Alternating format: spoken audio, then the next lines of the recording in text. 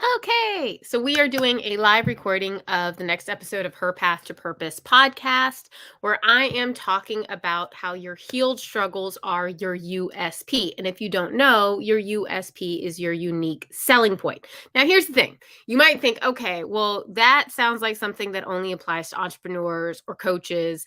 And it does apply to them, but it really applies to anyone. And the reason I've been thinking about this a lot is I had a conversation not too long ago with someone that I did a breathworks session with. And we were talking about how they were having difficulty in sales. And I asked first, like, okay, well, I can speak from experience here. What is your background in sales? Because if you had grew up in a household where sales was not revealed, where sales was something that was looked down upon, then subconsciously you probably still look down upon what you're doing and you're sabotaging your own success. So that's one thing. But the other thing I asked is what they did before they went into their current career. And they had a position where basically they became an expert at reading people's nonverbal cues. And I'm not going to get into what they did, that's their business. But when they told me, I looked at them and I said, so really, there is absolutely no reason you should not be one of the top salespeople in your office, because reading people's nonverbal cues is one of the slight edge that's not slight in sales, right? But here's the thing.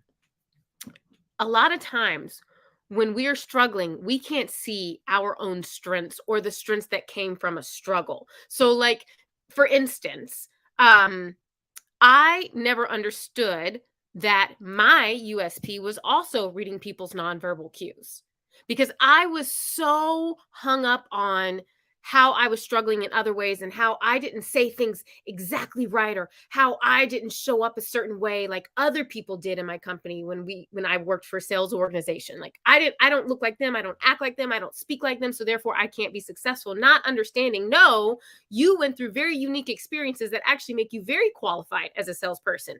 For me personally, that was growing up with a family member that was dealing with mental illness. And I remember from a very, very young age, always watching their face, because that let me know whether an episode was coming. If we were out in public, whether I needed to get them into somewhere like out of public. So I knew they had certain telltale signs, like their eyes would glaze over. There was something they would do with their bottom lip where it would like protrude. It's a certain way they would do it where I would know, oh crap, an episode's coming, like I got to get us out. Or if we're home, I just know, okay, I got to go to my room because I know what's coming. And I got really good at watching that on everyone.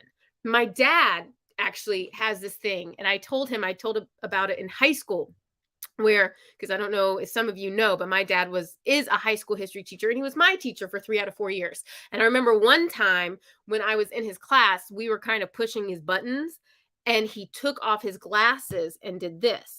And I knew, I'm like, oh, we got to stop. Like, we got to pull back, because that means he's about to explode. Because from years of watching my dad, like when my dad would teach summer school, I would go with him and watch him, right? And I would always be in class with him. So I knew when he did that, that meant he was about to blow up. So I kind of like pulled back. And then I told him later, I was like, oh, I knew you were getting angry because you did that thing. And he's like, what are you talking about? And they said, oh, every time you get really angry, you take off your glasses and you rub here. And y'all, it was so ingrained in him that even when he got LASIK and he no longer had glasses, he still rubs that area anytime he's about to blow up. It's the same way when I was a waitress, I figured out that my boss, I knew when she was lying because she had her left eye would twitch.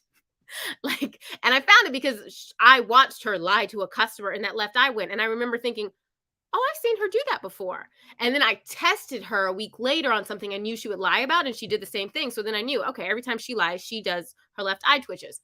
Now, I could not see that in myself at the time when I first started in my sales career, because I was just so focused on everything I did wrong. Now, understanding what I do about what I went through and how I grew up and like the things that I internalized as my fault and I'm not good enough, I was so attached to seeing myself as not good enough that I couldn't see the things that I had that really that gave me an edge, that gave me an advantage. And everybody has them. The thing is, we get so hell bent or so hung up on, I have to be this sort of person for this sort of role, that we're not thinking of all the things, our life experiences, and all the ways that actually makes you so much more qualified than the person you're comparing yourself to.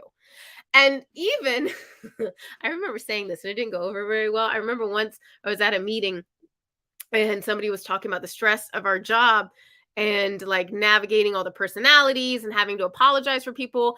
And I said it with honestly the best of intent. Like I didn't mean anything by it, but I was like, oh, it's okay. I mean, really, being raised by somebody who's dealing with a mental illness is phenomenal training for working for this company. And I didn't mean it like as a dig, but then I saw the look on their face and I was like, uh-oh, that was not okay. That was maybe not well received. Okay, cool. But I'm saying this because I think that there's so many things that we underestimate and we overlook in ourselves. And like the thing that you feel the most shame about, or the thing that maybe you even are the most angry about how you grew up or what you've experienced in your life, the relationships you've been in, like if you could look back, if you could step back and look at it from what did I learn from this? What have I adapted in how I am that actually gives me this secret weapon, like that actually gives me an advantage? To the point of like, even for me, I had a lot of belief of like, oh, for me, coaching for a long time was like only certain types of people could be coaches, like that they had made, X amount of money, that they had done all these things. And I didn't have this confidence or belief in myself, not understanding that, yeah, those people absolutely can coach certain people, but my story, my struggles, the things I've had to heal actually qualify me for my ideal client because I know what it's like to feel deep unworthiness, to feel deep shame about something, and to be completely unaware of how big of an impact it has on you. I know I made a reel about this the other day, which I guess if you're on Facebook, you're not going to know about that. And if you're listening to the podcast, you would not know about that. But I talked about not only having a mentally ill family member, but also getting diagnosed with herpes at 19 and how that wrecked me. And I had so much shame and I felt like I had to hide. And there was always this, I have to be a good girl to make up for this thing that I feel so ashamed of. And when you are coming from a place of, I need to overcompensate for this thing, I think that was a telemarketer trying to call. When when you have this belief that I am not good enough as I am because I am scarred, I have a scarlet letter, I am dirty, I am damaged goods. When you have that belief, you're not going to take you're not going to take leaps of faith in yourself. You're always going to question yourself. Anytime somebody pushes back on you setting a boundary, you're going to think, "Oh, I probably shouldn't even set that boundary. I probably shouldn't even ask for this thing that I think I'm worthy of." Because you know what? You're right. I'm dirty, I'm damaged goods. You're right. I don't have a right to ask you to not to show up in the way I want to as a partner, as an employer, anything. So I don't share that because I want to be like the coach for people with that diagnosis or with, a parent that or family member with mental illness. I don't share it for that reason. And I also don't share that to put down on anybody in my life. I share it because I know I want my clients, I want the people in my community to know I know what it's like to feel like you are not worthy of taking a leap of faith. I know what it's like because I was one of my trauma responses was to be a fawner, was to always overly people please. I know what it's like to have a debilitating fear of rejection. Because if you are a people pleaser to that extent, somebody saying no to you is not them saying no to whatever you're presenting. It's not them saying no, not right now, which is what I had to learn and adapt to believe. It is them saying, no, you're not good enough. I know what it's like to be stopped dead in your tracks because of that. And that is my unique selling point because I've had to overcome that. I've had to overcome thinking I can't leave this role even though I'm unhappy in it because I don't want to disappoint someone.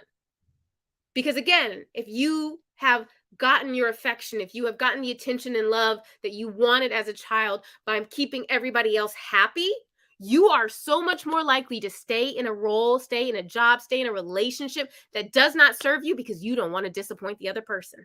And God forbid you have a really good relationship with your supervisor, that's going to deepen it even more because you're going to have this stronger attachment to them, as in, I can't disappoint them, even if it's not actually better for you and your life, your family, your personal needs. You're going to be so tied to needing the validation of that person, of that company, of that job, that you aren't going to feel like there's any other options for you. You're going to be so focused on, well, who would want me as an employee if I'm not good enough in this role and I can't disappoint this person? Like, there's so many things that go into where we get our worthiness from and how we allow that to stop us.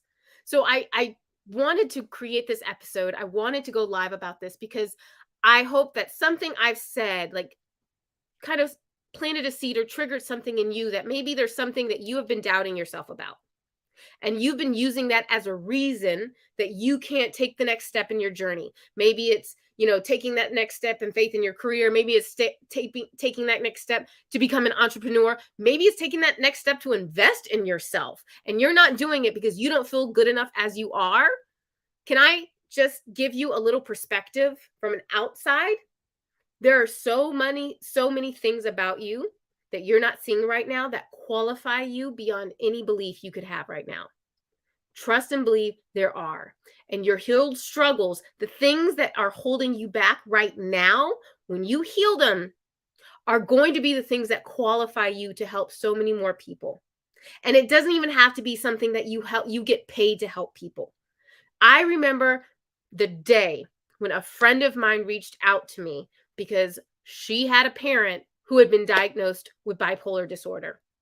And she was going through, like, just the different things that parent had been doing. And I was able to just relate to them and say, like, I get it. I know what that's like. She told me about something that parent did that was like they were so convinced about something. I don't want to get into details and I don't want to, like, overshare on this. But the point is, the moment that I could tell her about something that I'd experienced and we could laugh about it and I could hear the relief in their voice, I remember thinking it was all worth it. Just to have that one moment where I could be there for a friend in a way that I knew most people could not be there for them. And I could give them the gift of humor in a very dark, in a very rough time. I thought, that's every last bit of it worth it. And there's so many things that if we allowed ourselves to be open about, if we allowed ourselves to be vulnerable about, there were so many opportunities where we could be connecting with other people, that we could be helping, that we could be serving in some way. But we're not, because we're still holding on to it and we're still staying in the this happened to me, therefore this. And I just hope that if you get nothing else from this, you realize no matter what has happened to you, it's going to help somebody else and you can heal from it. You can heal from it and you will have such a widely different perspective on it once you do. So thank you for everybody who joined on the live. And I hope you have a wonderful day and rethink something that you've been having shame or doubt about.